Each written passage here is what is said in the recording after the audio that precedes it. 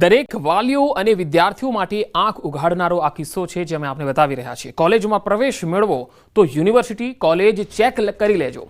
નકલી કોલેજ અને નકલી સર્ટિફિકેટનું મોટું કૌભાંડ સામે આવ્યું છે। પાટણ HNGUના દસ્તાવેજોની ચકાસણીમાં ખુલાસો થયો છે। વેબસાઇટ પર નકલી કોલેજ ઊભી કરી દીધી। નકલી કોલેજમાં BBA MBA નો અભ્યાસ કરી સર્ટી આપી દેવાયા। નકલી કોલેજ નકલી સર્ટી આપી છાત્રો સાથે ઠગાઈ કરાઈ। વડોદરામાં Panchajanya institute of commerce and management નામની કોલેજ ઓનલાઈન બતાવી વિદ્યાર્થીઓ સાથે છેતરપિંડી કરી। ઓનલાઈન પરીક્ષા લઈ યુનિવર્સિટીના નકલી સર્ટિફિકેટ પણ આપ્યા। નવસારીની વિદ્યાર્થીની ડોક્યુમેન્ટ વેરિફિકેશન માટે જ્યારે પાટણ યુનિવર્સિટીમાં આવી હતી, જ્યાં ચેક કરતા રેકોર્ડમાં કોઈ આવી સંલગ્ન કોલેજ જ નથી એવું સામે આવ્યું। વિદ્યાર્થીનીએ તેજસ મજમુદાર નામના ખાનગી શખ્સ પાસેથી આ નકલી ડોક્યુમેન્ટ્સ મેળવ્યા અને ડિગ્રી સર્ટિફિકેટ પણ મેળવ્યા। ડોક્યુમેન્ટના આધારે HNGUએ B ડિવિઝન પોલીસમાં અરજી કરી છે। વધુ માહિતી મેળવીએ સંવાદદાતા અશરફ જટ જોડાયા છે પાટણથી। અશરફ, આ કેવી રીતે શક્ય બન્યું કે કૌભાંડ ખુલ્લેઆમ ચાલતું હતું, આટલી મોટી સંખ્યામાં છાત્રો છે એ ઠગાઈનો ભોગ બની ગયા અને કોઈને ખબર ન પડી? બિલકુલ પંકજ, છાત્રો અને વાલીઓ માટે લાલબત્તી સમાન કિસ્સો છે કે ઓનલાઈન સર્ચ કરીને અભ્યાસક્રમ જે મેળવતા હોય છે। કારણ કે જે નવસારીની યુવતી સાથે જે ઘટના ઘટી છે તેને સૌ પ્રથમ ઓનલાઈન અભ્યાસ માટે સર્ચ કર્યો હતો, ત્યારબાદ જ આ સમગ્ર કૌભાંડની શરૂઆત થઈ। એટલે ચોક્કસ કહીશ કે જે વડોદરામાં યુનિવર્સિટી ખોટી ઊભી કરવામાં આવી હતી તે સ્થળ ઉપર કોઈ જ યુનિવર્સિટી નથી, માત્ર ઓનલાઈન પ્લેટફોર્મ ઉપર જ આ રીતે પંચજન ઇન્સ્ટિટ્યૂટ નામનો એપ્લિકેશન બનાવીને યુનિવર્સિટી બતાવવામાં હતી। યુવતી પણ તે સ્કેમમાં ક્યાંક ફસાઈ ગઈ। એટલે કે યુવતીએ BBA અને MBA બંને ક્રોસ કરી નાખી અને લગભગ 80,000 જેટલી ફી પણ આ ક્રોસમાં ચૂકવવામાં આવી હતી। પરંતુ જ્યારે યુવતીને વિદેશમાં જવું હતું, એટલે કે ડોક્યુમેન્ટ વેરિફિકેશન કરવાના હતા, તે સમયે જે યુવકનો તેજસ મજબૂતદાર થકી જે કોર્સ કર્યો હતો તેનો સંપર્ક કર્યો હતો, પરંતુ તેનો મોબાઈલ બંધ આવતા તેથી જ યુવતી પાટણ HNGU ખાતે આવી હતી। જ્યારે પાટણ HNGU ખાતે તમામ જે BBA અને MBA ની સર્ટી લઈને યુવતી વેરિફિકેશન કરાવી હતી, ત્યારે યુનિવર્સિટીના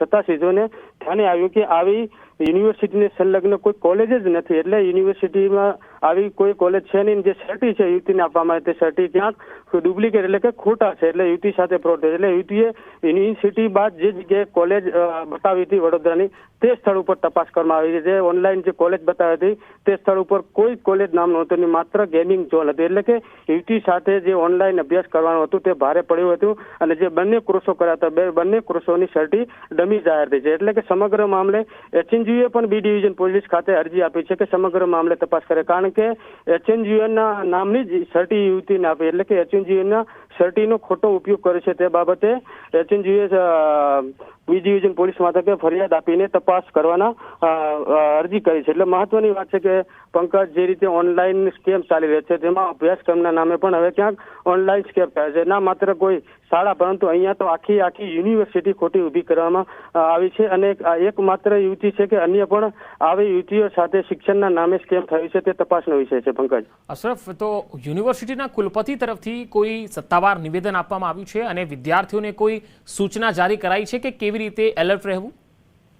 બિલકુલ પંકજ, આ બાબતે કુલપતિનો સંપર્ક કરવાનો પ્રયાસ કર્યો પરંતુ થઈ શક્યો નથી। પરંતુ ચોક્કસ કહીએ કે કુલપતિ તો એ જ કહી શકે છે કે ઓનલાઈન સ્કેમ જે રીતે ઓનલાઈન કોલેજો બતાવવામાં આવે છે, જ્યારે પણ કોઈ વિદ્યાર્થીઓ ઓનલાઈન અભ્યાસક્રમ માટે રજીસ્ટ્રેશન કરે અને જે યુનિવર્સિટીમાં રજીસ્ટ્રેશન કરતા હોય તે યુનિવર્સિટી ક્યાંક HNGU સંલગ્ન છે તેવું કહેવામાં આવે તો સૌ પ્રથમ પાટણ HNGUના સત્તાધીશોનો સંપર્ક કરીને એક વખત ખરાઈ કરવાની જરૂર જણાય છે। શું ખરેખર જે ઓનલાઈન બતાવવામાં આવી રહી છે તે યુનિવર્સિટી HNGUના સંલગ્ન છે કે નહીં? ત્યારબાદ જ કોઈ પણ અભ્યાસક્રમમાં પ્રવેશ કરીને તેની ફી પ્રક્રિયા કરીને અભ્યાસક્રમ કરવો જોઈએ। પરંતુ ચોક્કસ કહી કે જે આ નવસારીની યુવતી જે ક્યાંક ભોગ બની છે તે વડોદરામાં પંચજન ઇન્સ્ટિટ્યૂટ નામની જે કોલેજ ઊભી કરીને આ સ્કેમ કરવામાં આવે છે। એટલે કે અહીંયા તપાસનો દોર શરૂ। જી અશરફ, હું આપને અહીંયા રોકવા માંગીશ। હાલ મિતુલ દેવી આપણી સાથે જોડાયા છે, જે યુનિવર્સિટીના પરીક્ષા નિયામક છે। મિતુલભાઈ, ખાસ આ યુનિવર્સિટીના સર્ટી જે બોગસ હતા અને એક બોગસ કોલેજ અહીંયા ચાલતી હતી, હવે જ્યારે સામે આવ્યું છે કે આ કૌભાંડ છે, ત્યારે શું નિર્દેશ જારી કરાયા છે યુનિવર્સિટી તરફથી? એની માટે યુનિવર્સિટી દ્વારા તમામ ડોક્યુમેન્ટ્સ પાટણના B ડિવિઝન પોલીસ સ્ટેશન ખાતે અરજી રૂપે આપી દીધા છે અને આની અંદર આખી ઘટનાની અંદર કોણ કોણ સામેલ છે એની તપાસ કરીને જે પણ આની અંદર સામેલ હોય તે તમામ સામે કાર્યવાહી કરવા માટે લેખિત રજૂઆત કરી દીધેલી છે। પણ મિતુલભાઈ, જે રીતે યુનિવર્સિટીના નામે કોઈ પણ જગ્યાએ ઓનલાઈન કોઈ ડમી સંસ્થા ખોલી અને સર્ટીઓ આપવા લાગે, તો આના માટે એક આપે સર્ક્યુલર યુનિવર્સિટીએ બહાર પાડવો જોઈએ વિદ્યાર્થીઓની જાગૃતિ માટે, એવું નથી લાગતું? આની અંદર આ આપના માધ્યમથી, આ પ્રકારે મીડિયમના માધ્યમથી જ જાણવા મળી રહ્યું છે કે આ પ્રકારે ઓનલાઈન એ લોકો વેબસાઇટ બનાવીને ખોટી રીતે કરતા હતા. તો એની માટે આગળની પ્રક્રિયાઓ જે તે સત્તામંડળ સમક્ષ મૂકીને નિર્ણય લેવામાં આવશે. જી મિતુલભાઈ, આભાર અમારી સાથે જોડાવા માટે. તો નકલી કોલેજ અને નકલી સર્ટિફિકેટ કેટલું મોટું કૌભાંડ કહેવાય, અને હવે જોવાનું છે કે પગલાં શું લેવાય.